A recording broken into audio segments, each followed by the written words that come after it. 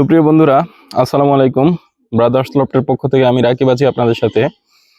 তো আজকে যে বিষয়টা নিয়ে কথা বলবো সেটা হচ্ছে, অনেকে আমাকে বলেন যে ভাইয়া, রেসার কবুতর আমরা কিভাবে চিনতে পারবো, বা রেসার কবুতরের কি কি বৈশিষ্ট্য থাকলে আমরা বুঝবো যে এটা আসলে একটা রেসার। তো আমি আজকে যেটা বলতে চাই সেটা হচ্ছে, প্রথমত একটা জেনুইন রেসার আপনারা যদি চিনতে চান তাহলে আমি বলবো যে এটা পেডিগ্রি। কবুতরের পেডিগ্রি ছাড়া কবুতরকে জাজ করার মতো আর কোনো ওয়ে নাই, বা আর কোনো উপায় অন্তত নেই আমার মতে। তারপরেও কিছু জিনিস আছে যে আপনার অনেকগুলা ভালো রেসার থাকতে পারে, তো সেখান থেকে বেস্ট কোয়ালিটির রেসারটাকে আপনি কিভাবে চিনবেন বা কিভাবে মূল্যায়ন করবেন, আসলে এইটা নিয়ে কথা বলা যায়। কিন্তু রেসার কিভাবে চিনবেন এটা চিনতে হলে আপনাকে পেডিগ্রির আশ্রয় নিতে হবে।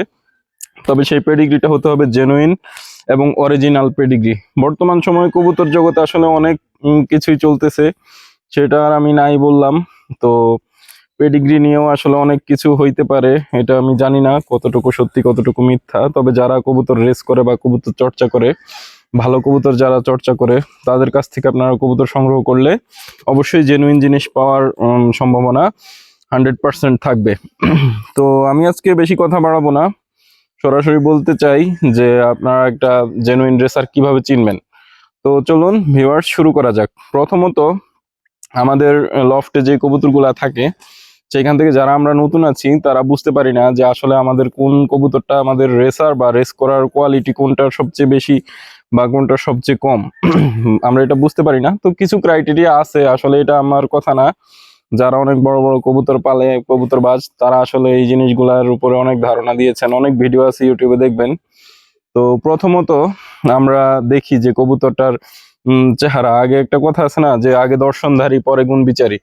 তো প্রথমত আপনার কাছে যে কবুতরটা দেখে ভালো লাগবে ওই কবুতরটাই আপনার আগে চুজ করবেন, যে আসলে আমার এই কবুতরটা দেখতে সুন্দর বা ওর কোয়ালিটিটা আমার কাছে ভালো মনে হচ্ছে। মনস্তাত্ত্বিক একটা বিষয় আছে এখানে। তো প্রথমত যে কবুতরটাকে আপনারা মনে হবে যে এটা আমার কাছে ভালো লাগতেছে বা আমি এটাতে স্যাটিসফাইড, ওই কবুতরটা আপনি ধরবেন।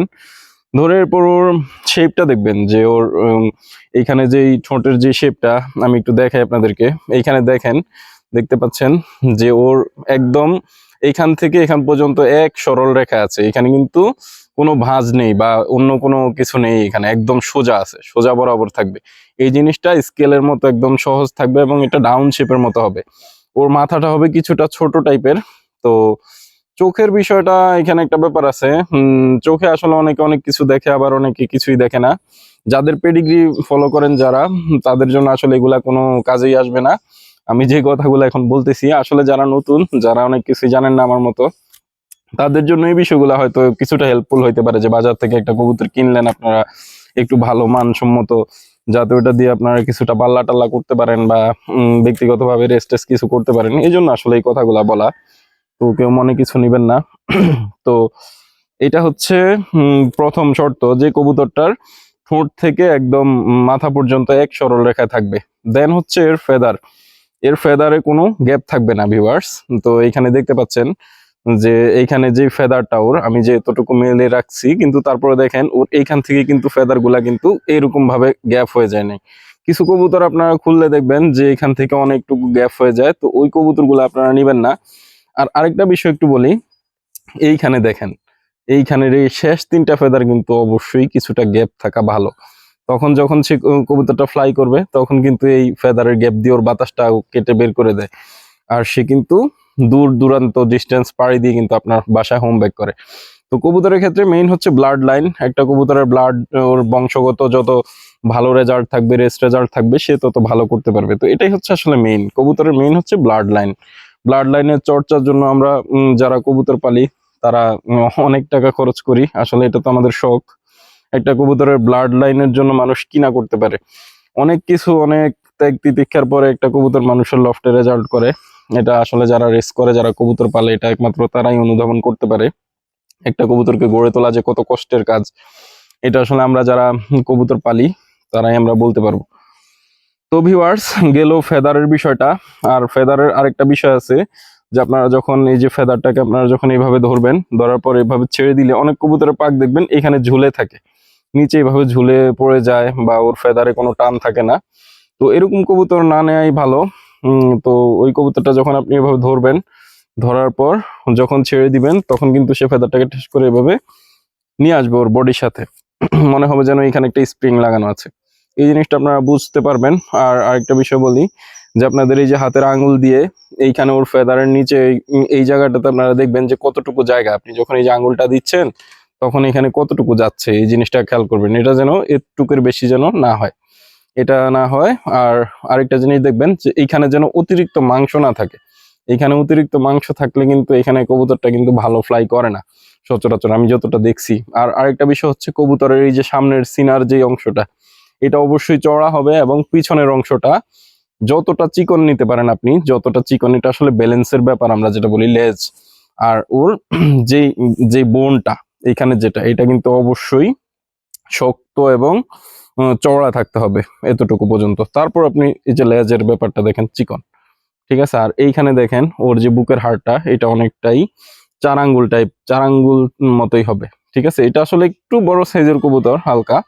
তো এটা নর, এটা আমার ব্ল্যাক চেকার নর। তো এটা আসলে এদের বংশটা আমার লফটে আমার বেস্ট লাইন বলতে পারেন আপনারা। ওর যত ভাই বোন আছে সবগুলাই আলহামদুলিল্লাহ অনেক ভালো কোয়ালিটির। তো দেখতেই পাচ্ছেন এখানে। আর এই যে দেখেন নিচের ফেদার গুলা দেখেন আপনারা, এগুলা একদম সুন্দর পরিষ্কার থাকবে ভিউয়ার্স, দেখতেই পাচ্ছেন। তো আর আরেকটা বিষয় বলি, কবুতরের এই যে এই জোরটা, এটা অবশ্যই বন্ধ থাকতে হবে। আপনার হাত দিয়ে ধরলে অনুভব করতে পারবেন। কিছু কবুতরের দেখবেন যে আপনার এখানে যখন মানে ফিল করবেন তখন দেখবেন যে এখানে কিন্তু ফাঁকা থাকে বা অনেক রকম থাকতে পারে। আবার কিছু কবুতরের দেখবেন যে বুকের হাড়টি বাঁকা। তো বুকের হাড় বাঁকা আসলে এটা রেসের ক্ষেত্রে খুব একটা ইফেক্ট করে না। আমাদের সাইব মুইন ভাইয়ার অনেকগুলা কবুতর আছে যে বুকের হাড় বাঁকা, এটা আসলে হইতে পারে। ওনার তো কবুতর মাঝে মাঝে অ্যাক্সিডেন্ট হয়, ওনার বাসার যেই লফট আছে ওইখান থেকে কবুতর ছাড়তে গেলে অনেক সময় দেখা যায় বাড়িটারি খাইতে পারে, ওইটার জন্য হইতে পারে। তো আসলে কবুতর যখন আপনার সুস্থ সবল ফিট থাকবে তখন এই জিনিসগুলো আসলে ম্যাটার করবে না। আপনার কবুতরে যদি ভালো লাইন হয়, ভালো ব্লাড যদি হয়, তখন সে অটোমেটিক্যালি রেসে ভালো রেজাল্ট করবে ইনশাল্লাহ, আপনার যদি খাবার দাবার ও পরিচর্যা ভালো থাকে। তো আপনি যদি একটা ভালো লাইন কালেক্ট করতে পারেন, আপনার পরিচর্যা আপনার ট্রেনিং যদি ভালো হয়, তাহলে হচ্ছে অবশ্যই ওই কবুতরটা আপনাকে কোনো না কোনো একদিন ভালো একটা রেজাল্ট উপহার দিবে। ও না দিক ওর ছেলে মেয়েরা দিবে, ওর বংশগত একটা রেজাল্ট আপনি পাবেনই পাবেন। আর আরেকটা বিষয় সেটা হচ্ছে কবুতরের যেই পাখাটা, এইটা আসলে রেসার কবুতরের ক্ষেত্রে একদম লেজ পর্যন্ত, এই যে লেজের যে কালো অংশটা এই পর্যন্তই থাকাটা বেস্ট। এইখানে পর্যন্ত থাকে, এই যে দেখেন এইখানে আমি ধরছি, তো কিন্তু এই কালো অংশটার এখানে পর্যন্ত আছে, এর বেশি কিন্তু নেই। তো দেখতেই পাচ্ছেন ডানা কিন্তু লেজের তুলনায় ছোট হবে। ডানা অবশ্যই লেজের তুলনায় ছোট হবে, বডির সাথে একটা অ্যাডজাস্টমেন্ট থাকবে।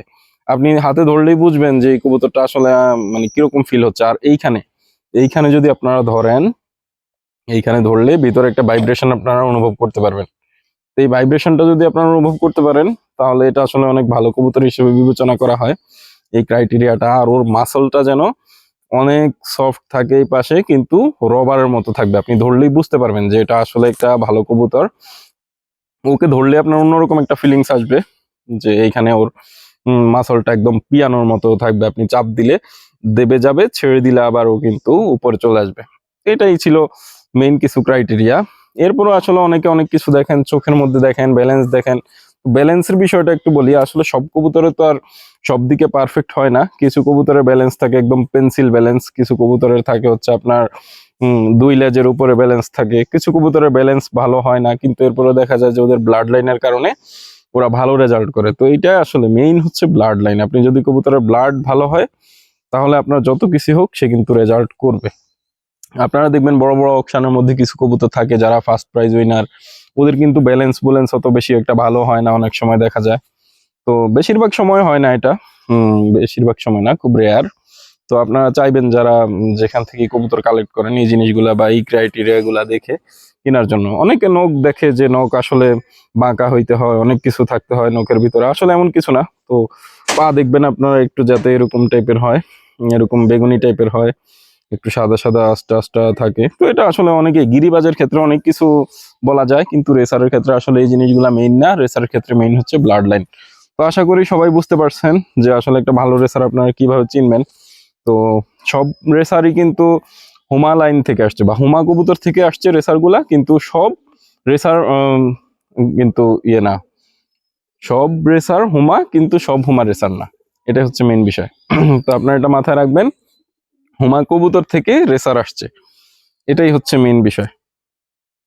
তো ভিউয়ার্স, আজকে এ পর্যন্তই। আর আপনাদের মধ্যে যদি আরো ভালো কেউ কিছু বলতে পারেন তবে অবশ্যই আমাকে কমেন্ট বক্সে জানাবেন। ভালো রেসার আমরা কিভাবে চিনবো এটা অবশ্যই জানাবেন ইনশাল্লাহ। ততক্ষণ পর্যন্ত ভালো থাকবেন। আল্লাহ হাফেজ, আসসালামু আলাইকুম।